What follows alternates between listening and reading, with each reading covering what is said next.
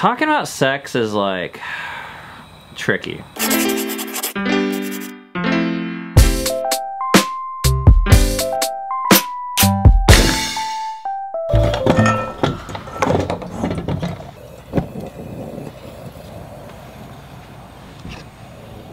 This vlog is a bit of a time warp because it was actually filmed back on Monday, which I believe is 4 episodes for you guys. Because what happened was, Cammie and I had this day where we were talking about technology. Real peppermint ice cream between layers of fudge cake. And then at the very end, there was this thing that was really important and I tried to like cram it into the vlog. We did have some amazing sex last night. And I kind of knew I shouldn't have because it didn't do the story justice. So we've already filmed a vlog episode today, but then I also promised that the next vlog episodes would be these teachings or discussions from Waco, Texas. So here we are. 4 days ago. 4 days ago this was filmed. This was on the Facebook Fight for Together page. We got this message. I found your vlog while searching birth videos to prep myself for labor. I watched your beautiful home birth of Rainier and soon found myself watching many of your other vlogs. I just wanted to thank you for sharing your lives, insight, etc. I've been really encouraged by your videos. My husband and I have found it hard to find a spiritual community to be a part of. We can't hang out with the religiosity found in church culture, even within the ones who try to stress the gospel message or the concept of community. We can't find true, authentic community free from religion and all its rules, standards, and expectations. Sometimes we feel really alone and crave spiritual community. From time to time, we meet like-minded people, but it's few and far between. It's refreshing to hear you guys share, especially some of your thoughts and experience around sex. We are in a similar place, working through a lot of baggage, both from the American and Christian culture, and just trying to find what's authentic and enjoyable for us. We'll be married 10 years this June. Overall, I just wanted to say thanks. I know that making the vlog is a huge undertaking. Thank you. That's cool. And these are from some people named John and Nicole. So thank you for this message. These notes and messages and comments you guys send really do help. And especially around sex, because yeah, we have a lot of like voices in our heads and voices, literal voices telling us like, shut the fuck up. Like, no one wants to hear about sex. Or none of the right people want to hear about sex. It's all like perversion. Yeah. Or people getting high off your stories, which... I struggle with feeling like a pervert just for talking about it. And for keep talking about it. I struggle to remember that there's a reason why we keep talking about it. And it's because it's so damn important. And for us, it's like a huge, huge part of our story and our journey. So here we are talking about it again. So there was this story that happened over the weekend that like I was just so excited about. And with sex and a lot of topics, I find it much easier to tell you guys what we believe, to tell you about our belief system, than to actually tell you about ourselves. It's much more vulnerable to share like what we actually feel and did, and I don't know. It feels like TMI. It feels like we are opening ourselves up for critique. And it just feels really personal. Like our sex life, it is, while we do have a vlog, it's the best way, in a lot of ways, I get to know and experience you. And I don't want to share it all the time. So this story was kind of burning, and that's how I know, like, we needed to record a second episode today and just get this out there. Because I hope it helps some of you.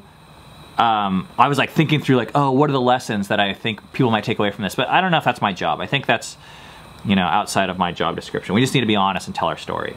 More than anything, I just want people to know they're not alone, because I think that was the biggest thing that I felt in our marriage all these years, is no one talks about this. I must be a freak. And I'm just alone in my problems and in my pain. And that sucks. And if I can help one person not feel that, I think it's worth it. Friday morning, Cammie drove me to the airport, and we had sex Thursday night. It was like our goodbye sex. I was gone Friday, Saturday, came back Sunday. Not a long trip, very action-packed, very energy intensive, but also energy giving. and Saturday is our normal Shabbat day and sex day. So there was a bit of a like, oh, I miss Cammie and just the kids and family and just this part of our structure. And then I noticed like Cammie sent me this email. And some of this language is gonna be vulgar. You guys are gonna have to sort it out. But I think the article, you were recommending a video, I watched a video, and the video was titled, "Don't Fuck Till It's Irresistible," or something like that. Yeah. And it was this guy talking, who's this kind of like guy that is a sex coach or life coach that I've been following on Facebook and really hearing topics. I don't think he has the same religion or faith as us, but that's not a big deal for me because he's talking about sexuality in a truthful and honest way that we can't find anywhere else. But this article, I talked to Cammie on the phone one day. I hadn't watched the video, I guess it was a video, and I hadn't watched it yet, and I was just like, I have to be honest, I was a little bit disappointed by seeing this video you sent me. And it was just like, she hadn't, you know, sent me anything like, oh, miss you. I'm gonna talk on the phone, but or she hadn't sent me any like sexual texts or, which I like that kind of stuff when Cammie's like. It was literally just the name of the video and the source. And it was like, I really enjoyed this. We should watch it. And that. So all I heard was like the only communication I get about sex was like, hey, let's have less sex. Bye.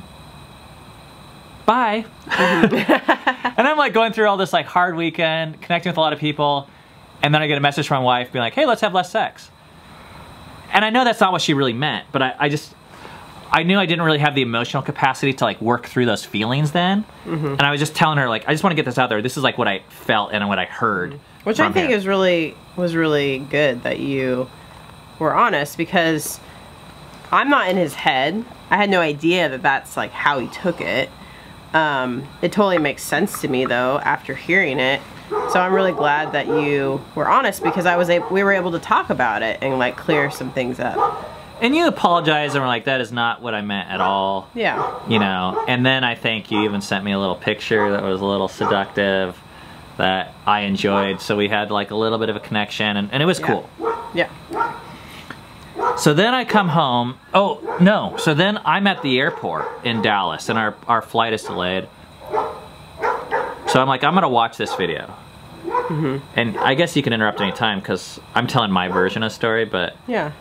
But she had told me that this video was kind of inspiring some thoughts for her, and she wanted to watch it together, or talk about it at least. Yeah, I mean, when I saw even just the title of the video, I was intrigued, because I think one of the hard things in our sex life for me is I have felt like my sexual feelings for Ben have been depleted. I don't think it's just because of the frequency of sex, but I think that's like an element to it. And so I was like, huh, I'm intrigued.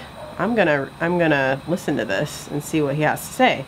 So I watched this video in the airport, and it's actually like really good and helpful for me. And we're not gonna link to this video because I don't know if we have permission to share it, and it's like a secret Facebook group that's called like Sexual Secret something or other.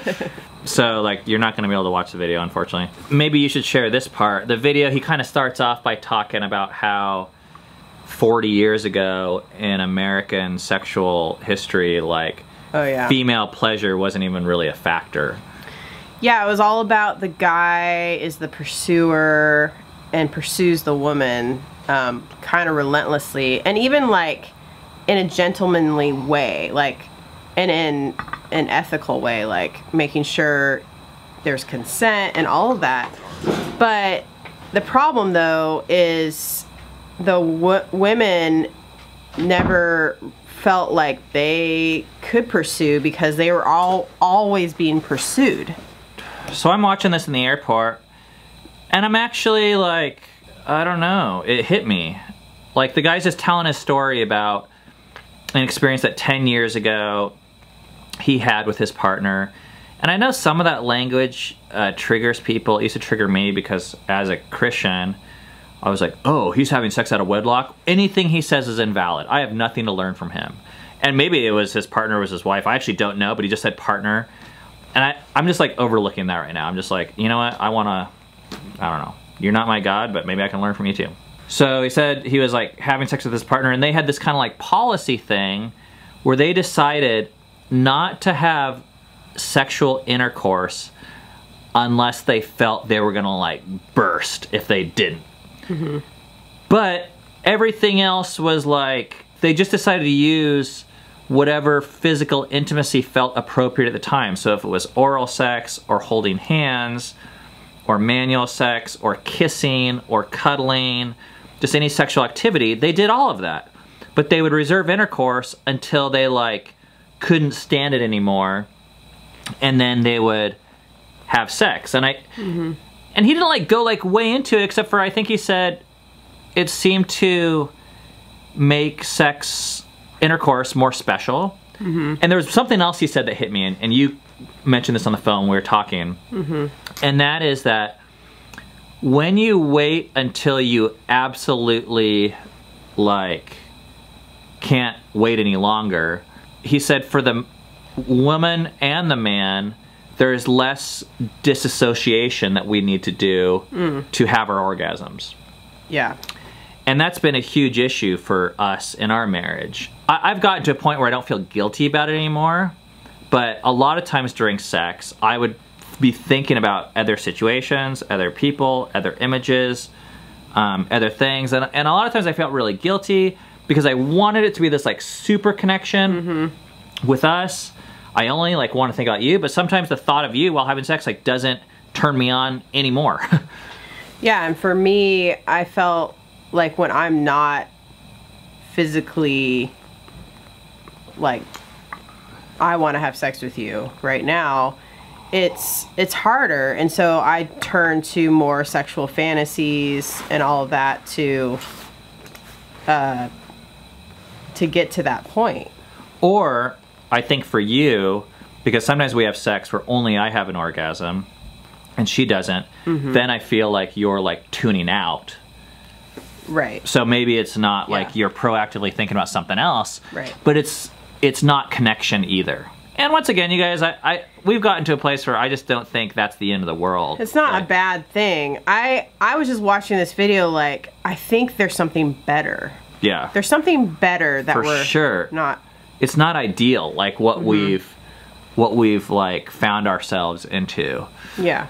And we've spent, by the way, like hours and years like working on these sexual fantasies, trying to get rid of them, writing them down, confessing them, sharing them with this, that, and the other, and confessing them to each other, and going to therapy, you know, all these things. Anyways, I found myself just like automatically like my heart softened in the airport. And I was like, you know, I want less disconnection with you.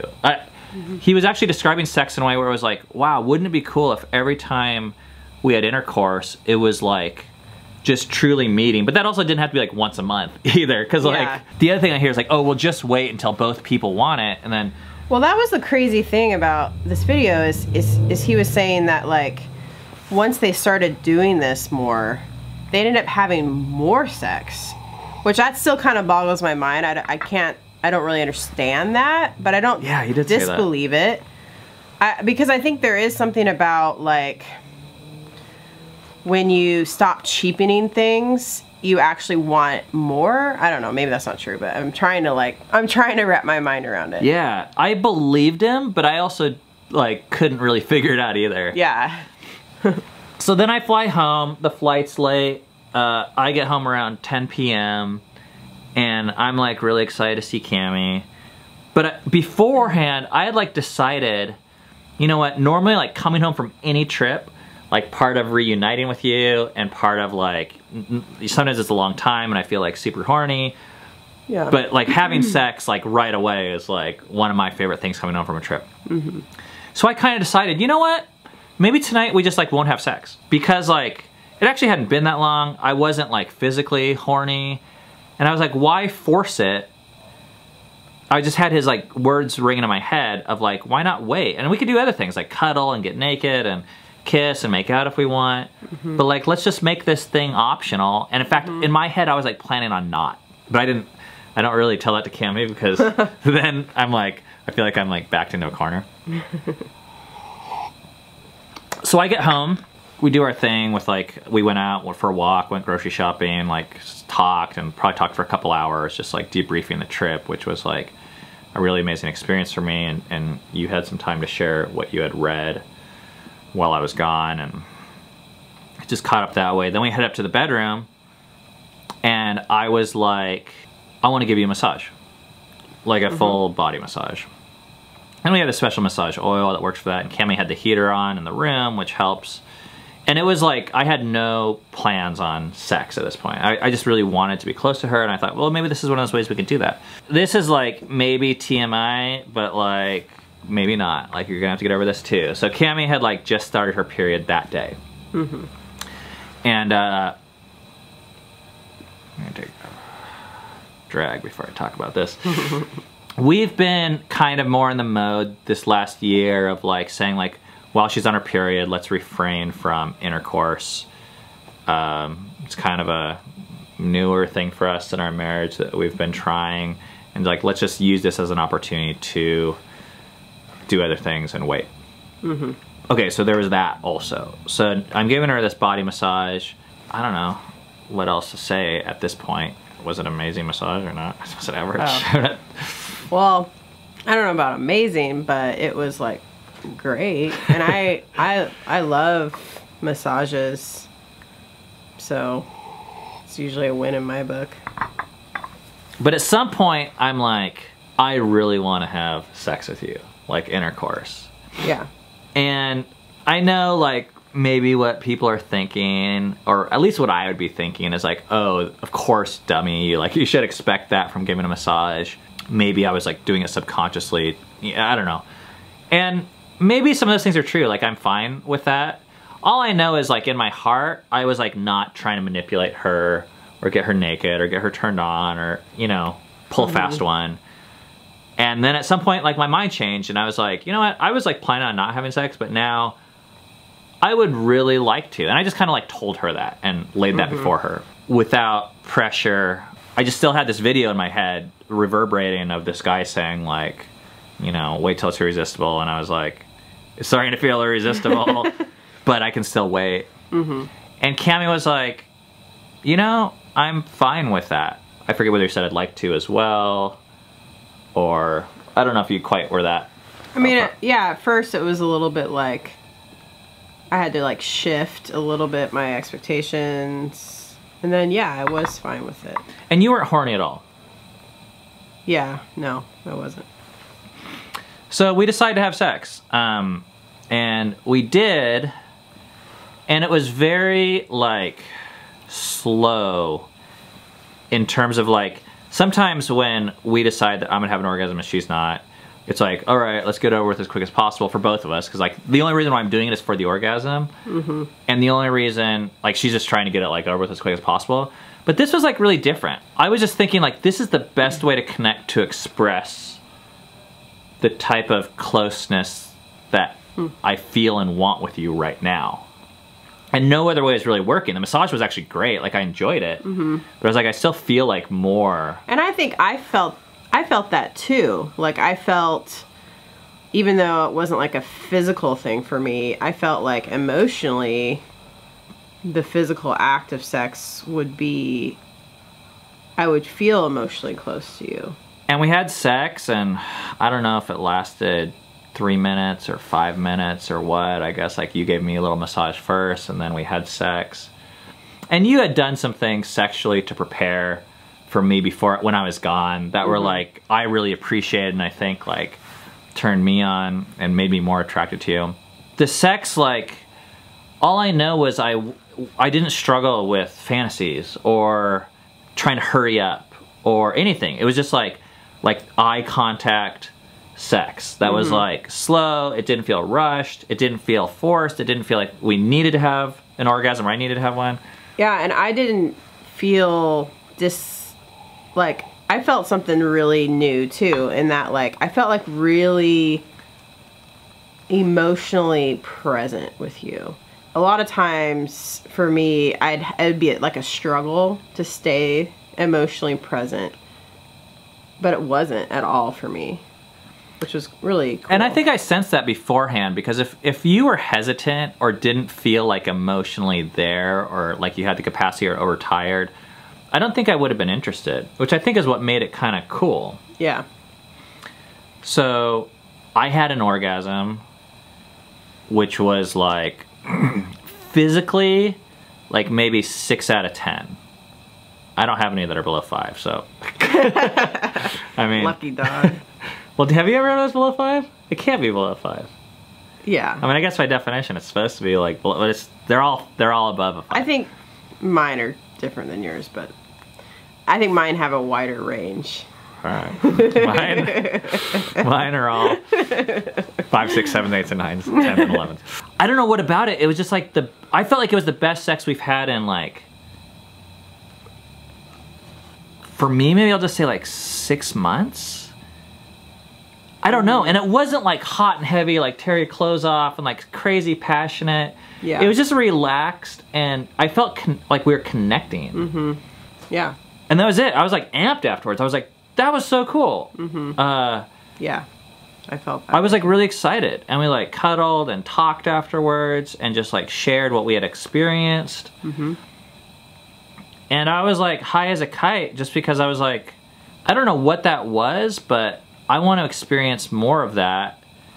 And I know like it wasn't like mega waiting, but I think in my heart I had given something up, and I am open for like more waiting.